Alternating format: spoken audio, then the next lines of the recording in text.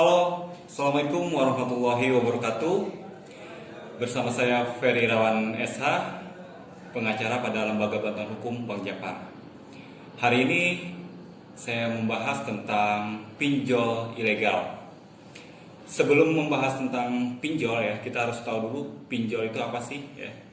Pinjol itu adalah pinjaman secara aplikasi yang biasanya di-download dari internet, dari Play Store ya, atau dari Google Play ya, dengan aplikasi untuk pinjaman secara online.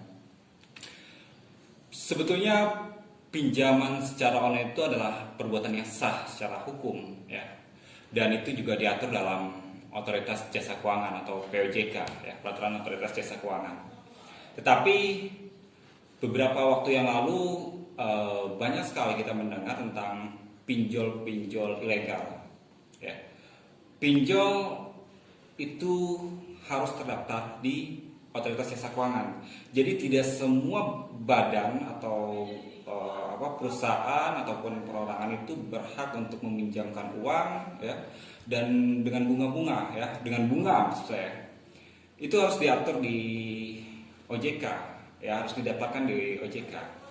Nah, banyak sekali belakangan ini masyarakat yang terjebak dalam pinjol secara ilegal atau pinjol yang tidak terdaftar di OJK ya. Pinjol ilegal ya biasanya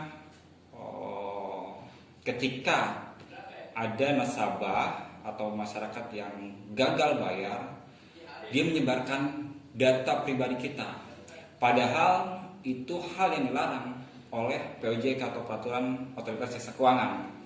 Lalu mengenai bunganya pun besar banget ya, karena di POJK itu sebetulnya sudah diatur mengenai tentang besaran bunga. Besaran bunga pinjol itu maksimal atau paling besar itu 0,8% per hari ya. Jadi belakangan waktu yang lalu kita mendengar ada yang pinjaman hanya 3 juta sampai akhirnya ratusan juta ya, berbunga sampai akhirnya ratusan juta. Itu bisa kita perkirakan itu adalah pinjaman secara ilegal atau pinjaman aplikasi online yang tidak terdaftar di OJK ya. Lalu bagaimana solusinya ketika ada masyarakat yang terjerat masalah pinjol ini ya, terjerat gagal bayar masalah pinjol ini dan datanya disebar ya, oleh aplikasi pinjol itu. Yang pertama bahwa pinjol itu sudah diatur di POJK ya, tidak boleh menyebar data nasabah ya, itu adalah pelanggaran ya. Berarti kita udah bisa memperkirakan bahwa itu adalah pinjaman yang ilegal. Terus ketika ada masyarakat yang gagal bayar ya, solusinya adalah pertama kita harus mengkondisikan orang-orang yang ada di kontak handphone kita, karena biasanya pinjol-pinjol ilegal itu mengakses semua data kita yang ada di handphone kita, termasuk kontak-kontak ya yang ada di handphone kita, kontak-kontak nomor telepon ya, seperti kontak mungkin keluarga, saudara, teman atau bos ya, atau atasan dalam kerja gitu ya. Biasanya ketika terjadi gagal bayar, mereka meneror, akan menyebarkan data kita ya.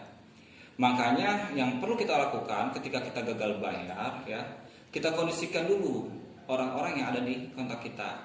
Sampaikan bahwa bro, sananya ke teman ya, bro, kalau sananya ada yang WA atau ada yang telepon, tolong dihiraukan ya.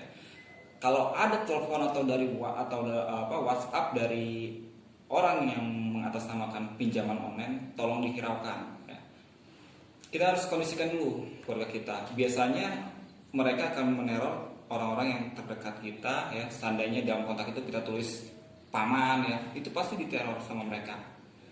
Tolong Anda sebagai referral atau penjamin dari si A ya, tolong sampaikan agar si A ini segera membayarkan pinjamannya. Bisa seperti itu ya. Nah, itu harus dikondisikan sampaikan, jangan dihiraukan ya. Kalau seandainya dia telepon, angkat tapi nggak perlu didengerin, supaya pesannya habis, supaya mereka tidak bisa hubungin kita lagi atau hubungi orang yang ditelepon itu. Kalau seandainya di WA, langsung aja diblokir ya, langsung di-chat biar nggak perlu mengganggu gitu ya, supaya nggak mengganggu. Nah, kita harus kondisikan orang-orang yang ada di kontak kita itu. Lalu kedua yang bisa kita lakukan, laporan ya ke OJK. Jadi teman-teman bisa klik di Google ya, Satgas Waspada Investasi OJK. Laporlah di situ, karena tujuannya apa? Tujuannya supaya aplikasi-aplikasi pinjaman online secara ilegal ini diblokir oleh OJK. Gitu. Lalu kalau seandainya teman-teman sudah melapor ya, masih terus di teror, teman-teman harus yakin bahwa teman-teman itu bukan penipu. Jadi ini bukan ranahnya pidana. Biasanya mereka itu mengancam akan mempidanakan kita ya, atau menggugat kita secara perdata ya. Saya sampaikan di sini bahwa ini bukan tindakan pidana ya, dan perdata pun nggak mungkin. Kenapa? Karena mereka tidak mempunyai legal standing yang jelas. Karena mereka aja ilegal kan gitu, mereka aja tidak terdaftar di OJK gitu. Lalu biasanya juga mereka mengancam akan IDBI, blacklist IDBI kita.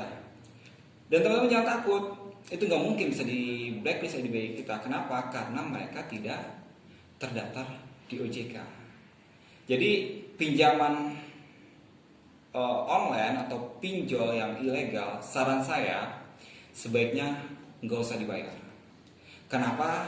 Karena mereka adalah orang-orang yang melakukan tindakan penipuan. Karena untuk memberikan pinjaman ya, atau menjadi